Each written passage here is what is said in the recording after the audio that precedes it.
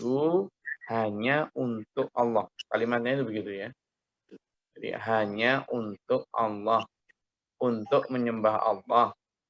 Jikapun ada acara lain, ya acara yang sesuai dengan syariat Allah atau untuk mendukung ibadah kepada Allah. Nikah boleh nggak Gus? Boleh. Nikah itu kan satu di antara ibadah. Gitu ya. Itu jadi ayo kita fungsikan masjid itu sesuai dengan peruntukannya, dengan nomenklaturnya. Peruntukan masjid lagi-lagi lillah, hanya untuk Allah. Makanya masjid itu sering juga disebut rumahnya Allah. Ya, rumah Allah. Sehingga itu milik Allah. Fala tad'u ma'allahi ahadan. Maka jangan engkau menyembah selain Allah di situ itu. Jangan pula melakukan peribadatan-peribadatan yang selain peribadatan kepada Allah. Jangan buat ritual-ritual hal-hal yang memang tidak disyariatkan oleh Allah. Kalau makna lebih dalam lagi, kalau mau kita dalamkan maknanya, ya pada saat sholat itu jangan mikir lain selain Allah gitu loh. Ya, kenapa? Karena ada kaitannya dengan ayat selanjutnya. Jadi pada saat sholat itu khusyuk, jangan nyembah, jangan mikir selain kalau nggak kalah suaranya, Gus. Mosok suara sampean sing nggak kurang, paling pulsa entek Pak Dul. Yang lain dengar toh? Dengar. Tuh. Dengar Gus, Berarti pulsanya tadi. Berarti pulsanya Pak Dul yang habis. Tak dengar itu HP-nya. Iya, HP-nya balik Dul. HP-nya kayaknya perlu lem biru Pak Dul. Dilempar beli baru. Nah.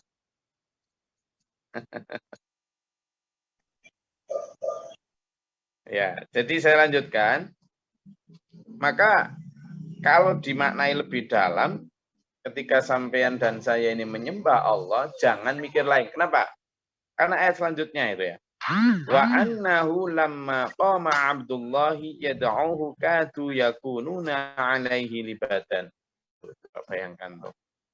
Nabi Muhammad Shallallahu Alaihi Wasallam itu kan sudah pok-pokane orang ibadah tuh ya. Hamba Allah yang sudah pok-pokane ibadah. Gitu saja loh, masih dikerubuti jin. Jadi jin itu ngerubuti Nabi Muhammad ya untuk mengacaukan Nabi Muhammad. Padahal Nabi Muhammad sudah jelas-jelas dilindungi Allah, sudah jelas-jelas Rasulullah, sudah jelas-jelas khusyuknya luar biasa. Itu. Jadi nanti kita akan pelajari di ayat-ayat selanjutnya. Jadi kalau Nabi Muhammad SAW saja, itu loh masih dikerubuti atau digoda, mau diganggu sama jin. Ketika sholat, ketika menyembah. Maka bagaimana dengan kita? Itulah sehingga tidak heran kalau kita ketika sholat mikir apa? Mikir apa? Macam-macam, Gus. Lah ya apa Pak Wid? Mikir apa? Kerjaan. Mikir apa? Utang. Mikir apa? Gus. Semacam-macam. Kadang cuma sekedar mikir apa coba? Statusku tadi udah di-read, di-like orang belum gitu. Ya kalau masih mending Pak Yok ini. Paling mikirnya proyek-proyek gede gitu masih mending ya. Jadi bandingannya sama Allah itu hal-hal yang proyek di mana miliknya Podomoro gitu kan masih mending. Kadang mikirnya itu bandingannya ketika nyembah Allah itu mikirnya bandingannya cuma apa coba? Cuma kunci pintu. Udah tak masukkan belum gitu toh. Cuma komporku tadi udah tak matiin belum gitu toh. Yaitu yang namanya jin yang yuwaswisu fi sudurinas itu yaitu. Jadi ada setan jin yang memang mengganggu manusia pada saat sholat. Saya sering kena loh ya, ini saya jujur. Saya sering kena. Sehingga kadang coba samanya, sampean sadari nggak? Kadang lupa bacaan, bahkan sampai lupa rekaat, ya kan? Ya itu memang dikacaukan pikiran, dikacaukan gitu. Nah ini yang harus sampean dan saya, makanya di situ kan disebutkan, Wasta'inu bis-sabri was-shalah wa innaha lakabiratun illa 'alal khashi'in. Yo. Teka-teki, mosok saya terus yang menyebutkan. Surat apa, ayat berapa? Tak hitungi sampai 4. Kalau yang bisa nebak, dapat hadiah doa. Wasta'inu bis-sabri was-shalah itu, dan minta tolonglah kepada Allah bis-sabri dengan sabar, was-shalah dan sholat. Wa innaha, dan sungguhnya sholat itu lakabiratun, berat, sungguh berat. Illa 'alal khashi'in, kecuali untuk orang-orang yang khusyuk. Yo. Pakai bocoran surat Al-Baqarah. Tinggal nyari ayatnya. Loh, gampang dah. Al-Baqarah 45, Gus. Wih. Ayo, siapa yang ketemu?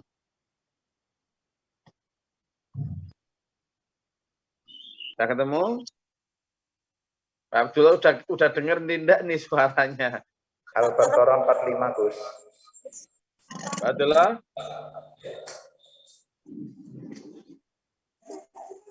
Pak Abdullah udah dengar suaranya? Tabonan. Benar, benar. Al-Baqarah 45. Oke. Coba Pak Darmawan Madiun. Dibaca niku surat Al-Baqarah ayat 45.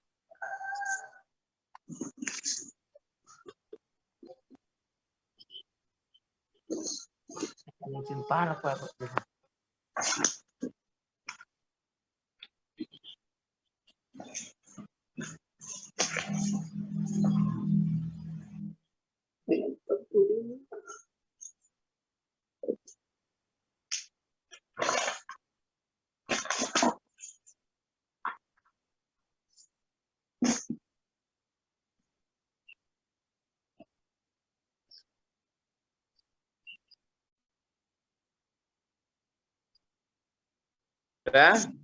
Di surat Al-Baqarah. Siapa yang baca enggak? Mas Yo. Jadi, Gus. Ayo Mas Yo, dibaca. Al-Baqarah ayat 4.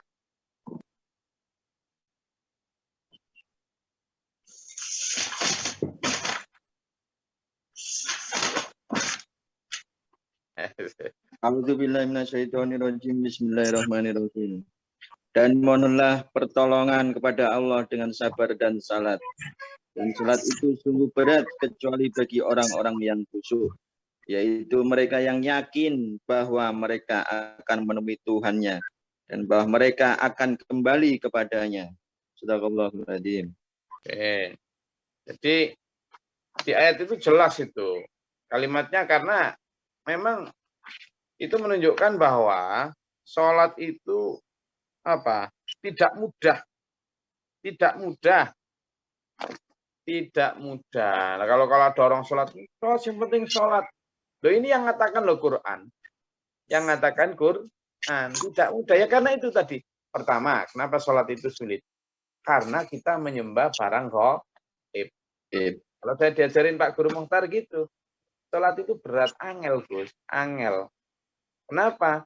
Karena pertama kita menyembah barang gaib. Kalau nyembah patung, nyembah pohon, nyembah apa? Salib, nyembah barang keris, ake, atau nyembah gerumbul, gunung, gampang kelihatan kok.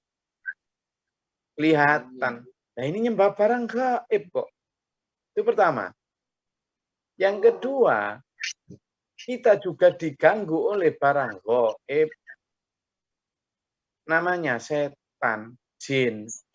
Dan setan jin itu kerjanya di dalam hati manusia, sehingga seolah-olah suaranya sendiri. Itu makanya di situ disebut innaha lakabiratun. Sungguh sholat itu hanya itu dhamirnya kepada as-sholah. Innaha sungguhnya sholat itu lakabiratun. Sampai dikasih la loh. La itu artinya apa? Lam itu lam takkid. Artinya lam dalam ilmu nahwu itu lam itu disebut lam takkid itu lam yang menakkidkan. Sungguh kabiratun berat. Berarti sungguh berat. Siapa yang tahu gitu? Allah. Kalau Allah saja sudah mau warning kita, mau wanti-wanti kita bahwa sholat itu tidak gampang. Terus kita misalnya hanya dengan karena ahli kitab, karena baca pinter banyak referensi kitab ini, kita terus mengatakan gampang, sholat itu pokoknya gampang, yang penting hati dulu. Kenapa? Itu tadi. Tapi ada pengecualian. Illa kecuali alal khosyi'in, bagi orang yang mampu khusyuk. Nah, Nabi Muhammad SAW kembali ke surat Al-Jin tadi, wa annahu lamma qama Abdullah yad'uhu kadu yakununa alaihi libada. Dan ketika Nabi Muhammad berdiri untuk sholat menyembah Allah, itu loh para jin itu loh berkeliling di samping kanan kirinya. Untuk apa? Goda. Maka illa alal khosyi'in, hanya untuk orang-orang yang khusyuk. Itu apa maksudnya? Di situ disebutkan, kemudian Nabi Muhammad diajarin sama Allah. Itu diajarin sama Allah. Qul, katakanlah Muhammad. Innama ad'u rabbi wa la usyriku bihi ahada. Sungguhnya aku hanya menyembah kepada Allah dan tidak menyekutukan dengan yang lain. Mirio setan, Mirio. Sana, pergi sana kamu, jin setan. Itu intinya ya. Pergi sana kamu. Aku hanya menyembah kepada Allah. Itu. Makanya dulu ada santrinya, muridnya Gus Naim itu nulis tulisan judulnya Tuhan Esteh. Tuhan Esteh. Maksudnya apa? Dia mengupas anak SMI itu masih umur kelas 4 MI mungkin SD itu. Dia nulis tentang bagaimana sulitnya ketika akan buka puasa, ketika haus gitu ya. Ketika haus banget, kemudian sudah waktunya beduk maghrib gitu, duk, maka biasanya orang ya langsung apa? ST yang ada di depan di meja itu langsung jegluk-jegluk, kadang sampai lupa berdoa untuk Allahumma lakasumtu wa ala rizqika aftar, Allahumma lakasumtu wa bika amantu wa ala rizqika aftartu wa ala rizqika aftartu. Itu sampai lupa. Birahmatika ya arhamar rahim. Saking kenapa? Sudah fokus sama ST. Berarti Tuhannya sudah berubah jadi ST. Dia lo nulis gitu. Sebuah tulisan sederhana, tapi reflektif kepada kita. Gitu. Kita pun itu ketika sholat, sampai kemudian ingat ST, ingat kreditannya belum dibayar, ingat sandalnya tadi ditaruh di mana, apalagi ingat tadi iklan mobilnya sudah di baca orang apa belum. Nah ini Pak Jo, berarti kita ini apa coba? Tuhannya ganti. Loh, jangan salah loh ya. Jadi yang dimaksud di situ wala usyriku bi ahada, saya tidak menyekutukan Allah dengan satupun. Itu tidak hanya tentang berhala loh ya. Jadi usyriku kita ini kan sering gini. Pemahaman kita itu terkooptasi. Seolah-olah yang namanya musyrik itu hanya menyembah patung. Seolah-olah yang namanya musyrik itu hanya ya kayak gitu. Padahal musyrik itu ada syirik kecil, syirik besar. Satu di antaranya yaitu tadi dengan cara kita menyekutukan dengan hal-hal kecil yang lain itu termasuk syirik loh ya. Hati-hati.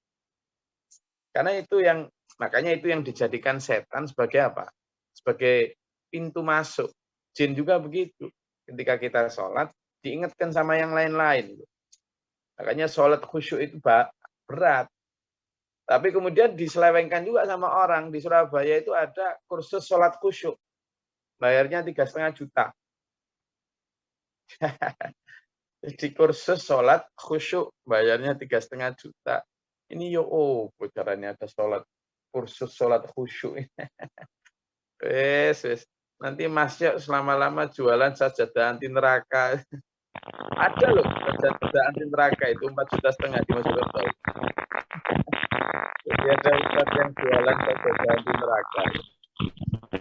Yang repot jadinya kalau ya. Jadi ini kita gimana caranya? Latihan. Makanya Nabi Muhammad diajarin Allah itu. Lalu bisikan-bisikan masih muncul terus. Kemudian Allah mengajari lagi. Qul katakan Muhammad, inilah amliku lakum dharra wala rasyada. Aku tidak bisa memberi, aku itu tidak punya kuasa untuk memberi manfaat atau mudarat kepada siapapun. Tidak bisa. Lalu sekarang saya mau tanya nih. Nabi Muhammad sendiri diajarin Allah untuk mengatakan, aku tidak punya kuasa memberi mudarat maupun memberi kebaikan manfaat kepada siapapun. Jadi kita ini mengagungkan Rasulullah Muhammad SAW itu pada batas bahwa beliau adalah Rasulullah. Jangan sampai menuhankan Nabi Muhammad loh ya. Hati-hati loh ya. Hati-hati. Jangan sampai menuhankan Nabi Muhammad loh ya. Jangan sampai kita terjerumus seperti umatnya Nabi Isa zaman dulu. Nabi Isa itu kan karena saking banyaknya mukjizat. Sampai mukjizat itu kan mewakili sifat-sifat Allah. Misalnya apa? Allah itu kan Al-Khaliq. Khaliq. Apa Khaliq? Mencipta. Punya daya cipta. Lah Nabi Isa itu ngambil tanah, diplek-plek, kemudian dibentuk jadi burung. Ditiup jadi burung. Lepas terbang beneran. Dan umat lihat ya. Lalu salah satu kuasa Allah itu, kuasa Tuhan adalah menghidupkan dan mematikan. Dan Nabi Isa itu yahyi biidznillah, orang hidup beneran ya, setelah mati. Lalu kuasa Tuhan itu adalah menyembuhkan. Lalu Nabi Isa benar-benar begitu. Nah, kemudian umat yang melihat itu tidak tahu bahwa itu adalah mukjizat. Mukjizat itu alatnya biidznillah. Dengan izin Allah.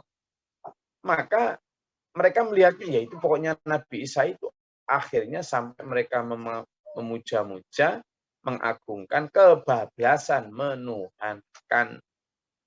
Nah, Nabi Muhammad SAW dijaga Allah, maksum beliau. Dijaga dari penuhanan umatnya. Maka kita memang, zaman pikir kemudian orang-orang Kristen itu tidak menyembah Allah. Mereka masih merasa menyembah Allah. Tapi juga kemudian mengagungkan secara berlebihan Nabi Isa. Nah, kita jangan begitu ya, karena menyamakan kuasa siapapun, baik Nabi pun, dengan kuasa Allah itu nggak boleh. Ini makanya pemberi batas, la amliku lakum dharra wala rasyada. Bahkan sekelas Rasulullah Muhammad SAW pun tidak diberi kuasa untuk mencelakakan atau memberi kebaikan kepada orang. Karena amliku dharra wala naf'an, aku berkuasa atas kemudaratan dan kemanfaatan, itu hanya domain atau haknya Allah, bukan haknya manusia. Bahkan memberi petunjuk pun bukan haknya manusia. Ya, bukan haknya manusia. Nabi Muhammad SAW sering saya ceritakan bahwa ketika ingin mengajak pamannya Abi Thalib yang sangat melindunginya, yang sangat mencintainya, masuk Islam, tidak berhasil. Padahal Abu Thalib itu sudah apa ya? Istilahnya talang pati, istilah orang Jawa itu. Rela mati demi membela Nabi Muhammad itu. Tapi karena hidayah belum masuk ke dalam dirinya, ya, maka tidak bisa. Kata Nabi, kata Allah kepada Nabi Muhammad, innaka la tahdi man ahbabta. Apa maksudnya? Engkau wahai Muhammad tidak punya kuasa untuk memberi hidayah bahkan kepada orang yang kau cintai sekalipun. innaka la tahdi man ahbabta. Apa itu artinya? Itu ditujukan kepada Nabi Muhammad itu tadi. Itu ada dalam surat Al-Qasas ayat 56. Coba dilihat. Itu menunjukkan tentang kuasa dari Nabi Muhammad, bahkan seorang Nabi yang paling mulia, Raisul Anbiya pun diberi batasan Allah begitu supaya Nabi sendiri juga terjaga, umat juga terjaga. Ketemu surat Al-Qasas ayat 56.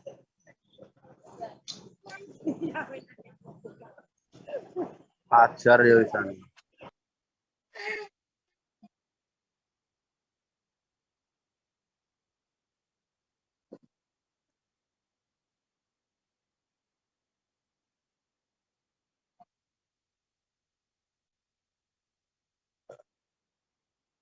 Oke. Ya, monggo Bu Yayan. Ya guys, A'udzubillahiminasyaitonirrajim. Bismillahirrahmanirrahim.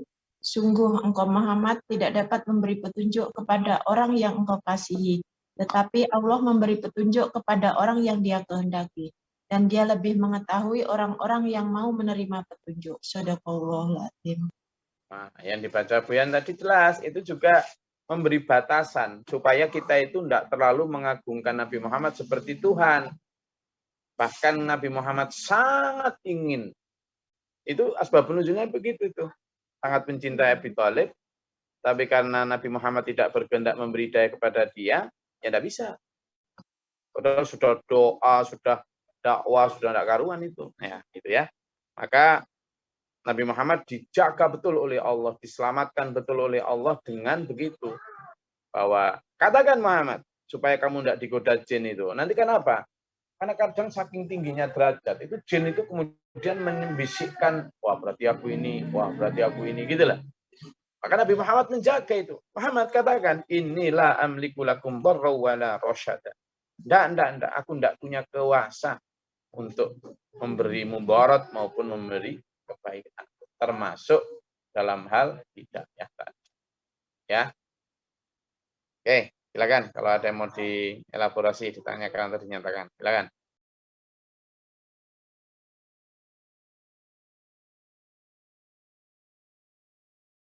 Assalamualaikum Gus. Ya, Pak Selamat. Mohon izin perbedaan atau pengertian antara jin dan setan itu apa? Terus penggunaan di dalam kalimat yang benar yang gimana? Terus perbedaan antara apa itu perbedaan antara pengertian jin dan setan? Mohon penjelasan. Sebetulnya mau kemarin mau tanyakan tapi belum sempat. Makasih Gus.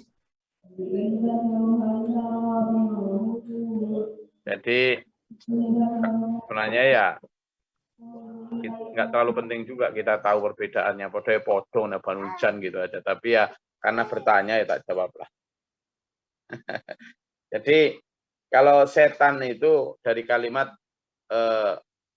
itu ya syatana yashtunu. Artinya karena sama tanya ini. Sebenarnya nggak terlalu penting kita tahu itu. Tapi ya saya akan tetap jawab. Syatana yashtunu. Artinya apa? Jauh. Kenapa kok dikatakan setan? Karena setan itu jauh dari kebenaran, jauh dari rahmat Allah. Ya. Ada juga yang mengatakan syaitan, kalimat setan itu dari kata syayatin yashitu, yamshitu. Jadi dia artinya apa? Terbakar, binasa. Ada satu ulama yang bernama Azhari itu mengatakan pertama merupakan pendapat yang banyak dipegang, yang artinya jauh tadi itu. Nah, kita itu kalimat itu dari sisi kalimat ya, dari sisi kalimat, dan kita tidak terlalu banyak perbedaan dari itu. Maka lalu apa kata setan itu? Sifat setan itu menyebut bahwa dia, setan itu katanya ada yang mengatakan bukan makhluk, ada juga itu. Jadi kalimat, saya pernah ketemu sama seorang ulama besar yang mengatakan bahwa setan itu bukan makhluk, tapi setan itu adalah sebuah sifat untuk menyebut siapapun yang membangkang. Jadi setan itu apa? Berat. Dalam kitab tafsir juga disebutkan setan itu segala sesuatu yang menyimpang dari kebenaran dan berupa kejahatan, baik berupa manusia maupun jin. Itu ya. Ada juga setan itu disebut toghut. Toghut dalam Al-Quran juga kadang disebut toghut. Karena dia sudah menganggap dirinya sebagai Tuhan yang minta disembah. Nah, itu dalam surat Al-An'am itu disebut toghut. Lalu apa bedanya dengan jin? Kata jin itu berasal dari beberapa jenis ya. Ada yang mengatakan janiyah, al-jiniyah, al-jinani, artinya menutup diri. Ya. Ada yang mengatakan al-ijtinina. Ada yang mengatakan itu artinya bersembunyi. Ya. Dinamakan demikian karena dia menutup diri, tersembunyi dari pandangan manusia sehingga tidak terlihat. Nah, kalau iblis, ya, iblis itu diambil dari kata al-ablas, artinya putus asa dari rahmat Allah. Putus asa. Maka dia dianggap sebagai iblis itu apa? Pimpinannya jin dan setan. Ya. Dia termasuk dedengkotnya lah. Dan tapi itu ya berbeda pendapat juga para ulama itu. Ada pendapat dari Ibnu Abbas, At-Taha, dari Tawus, ada dari Qatadah, dari Abdurrahman bin Zaid, Sa'id bin Zubair, wah macam-macam. Artinya ulama pun berbeda pendapat tentang sosok jin itu. Nah, ada pendapat yang iblis bukanlah dari golongan malaikat dan seterusnya ya. Jadi maka setan itu apa? Ya setan itu adalah makhluk Allah yang merupakan banul jan atau dari golongan jin dan mereka sebenarnya sama ya. Tapi tugasnya aja yang beda-beda. Tugasnya aja yang beda-beda, kemudian bedanya adalah mereka ini berada dalam konteks misalnya kayak jin, sering menampakkan diri dalam bentuk manusia, dalam bentuk apa, dan sebagainya, untuk menggoda manusia. Kemudian ada ya seperti yang saya sampaikan itu, ada struktur sosialnya. Nah, iblis itu yang paling tinggi, yang paling penggedenya lah. Nah, setan jin itu ya makan minum, cuma ya itu tadi, caranya itu beda, makanannya pun beda. Sehingga ketika disebut ada jin Islam pun beda-beda. Sehingga apapun, mau setan, mau iblis, mau jin, sama saja mereka ini adalah musuh manusia. Maka jangan dekati mereka, fasta'id billahi minasyaitonir rajim ya. Saya rasa itu. Jadi kita jangan ikut terlibat pada perbedaan nggak penting. Perdebatan, itu jin, itu setan, sepodo wae. Yang penting itu adalah yuwas wisu fi sudu rinas. Itu ya.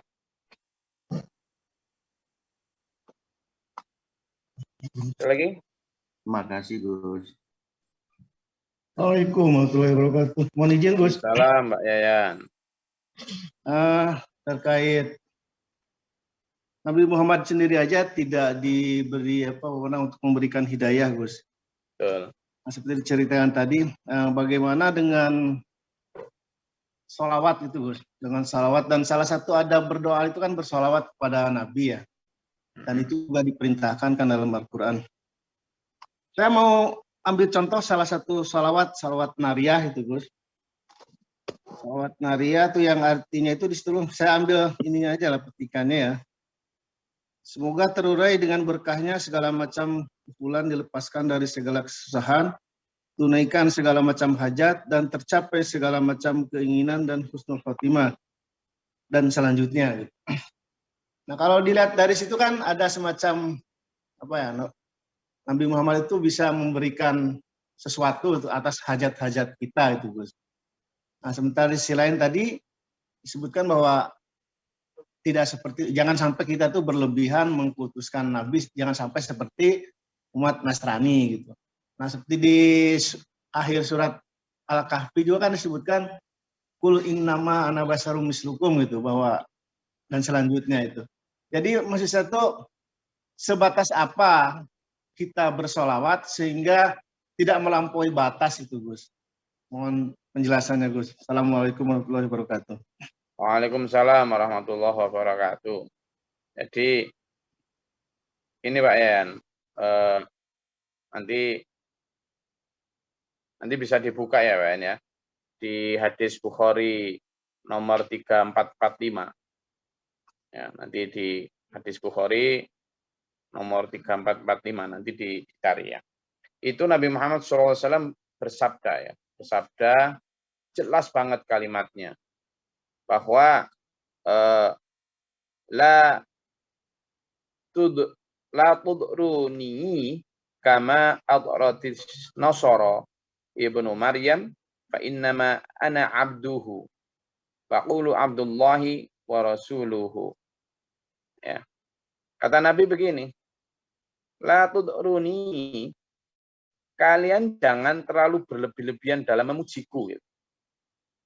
Jangan terlalu berlebihan dalam memujiku. Kama adharatin nasara ibnu Maryam. Sebagaimana orang Nasrani telah berlebih-lebihan memuji Isa putra Maryam.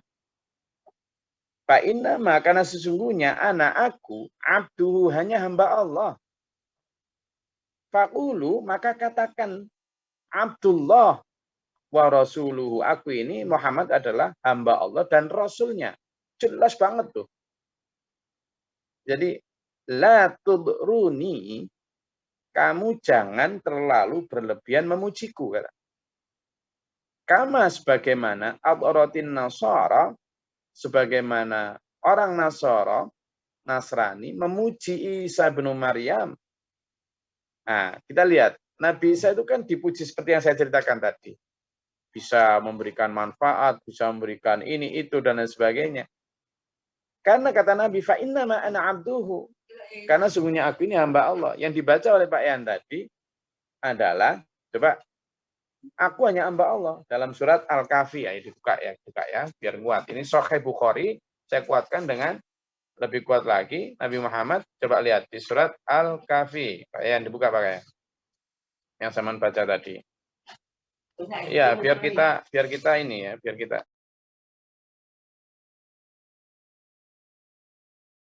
Surat Al-Kahfi ayat terakhir.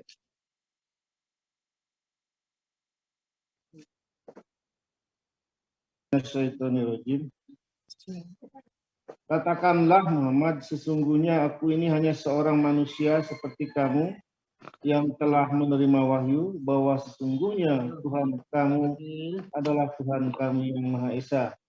Maka barang siapa mengharap pertemuan dengan Tuhannya, maka hendaklah dia mengerjakan kebaikan dan janganlah dia mempersekutukan dengan sesuatu pun dalam beribadah kepada Tuhannya. Astagfirullahaladzim.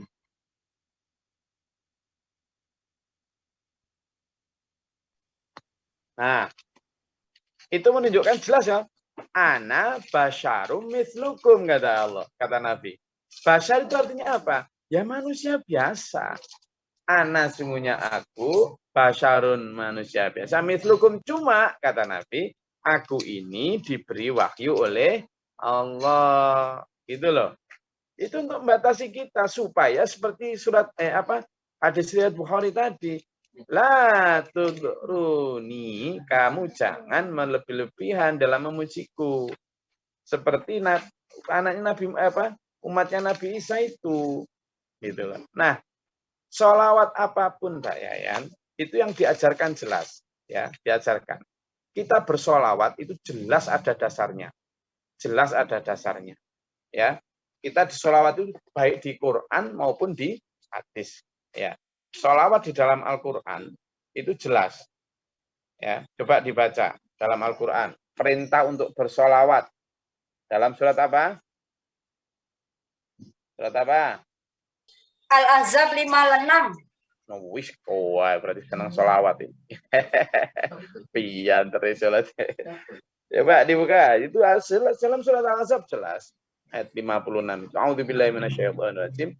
Innallaha wa malaikatahu yusalluna 'alan nabi ya ayyuhalladzina amanu shallu 'alaihi wa sallimu taslima.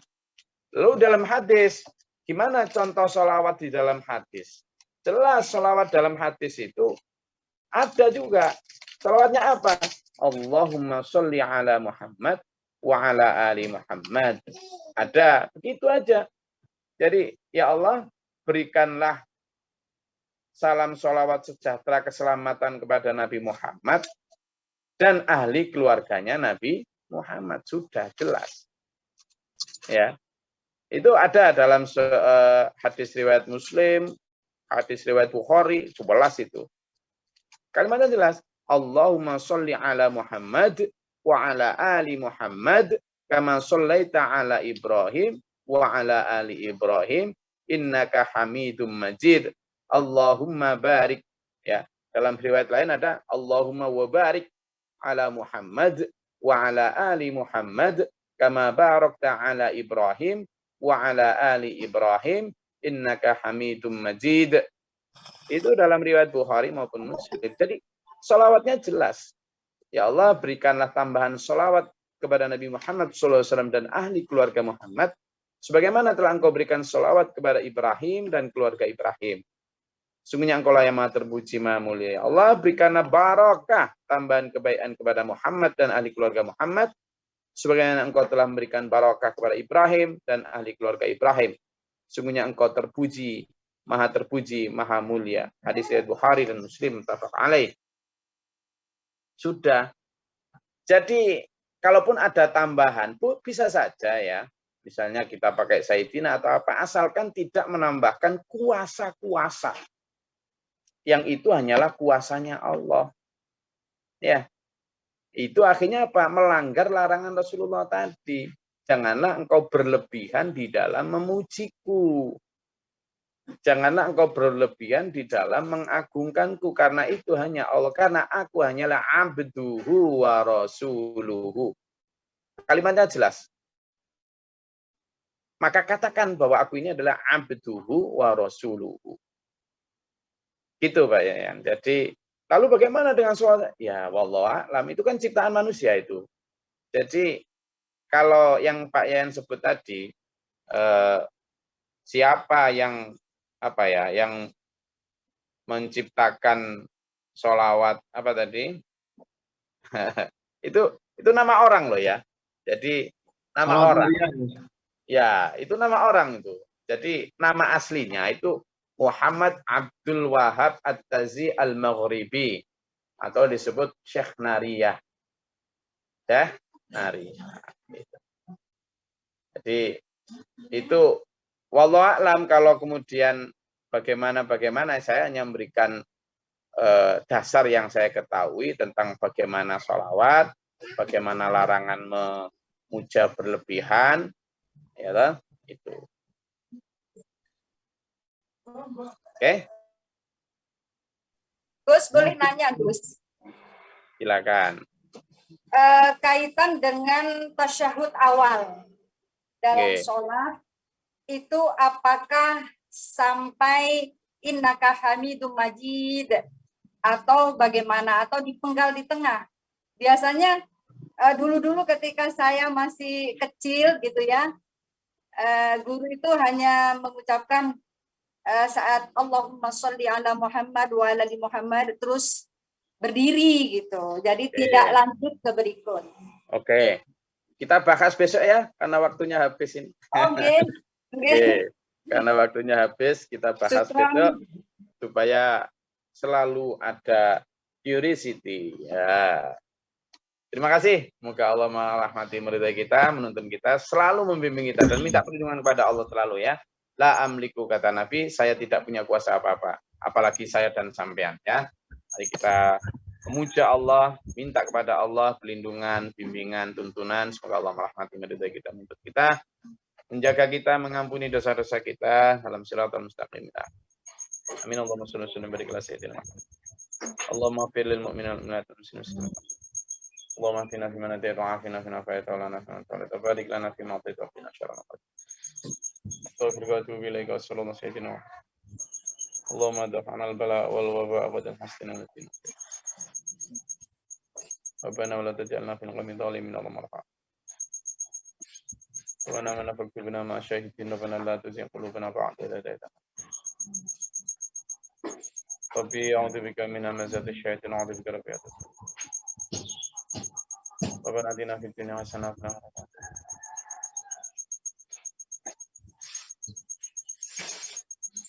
Wa ana rabbika rabbil izzati amma yasifun. Salamun ala al-mursalin.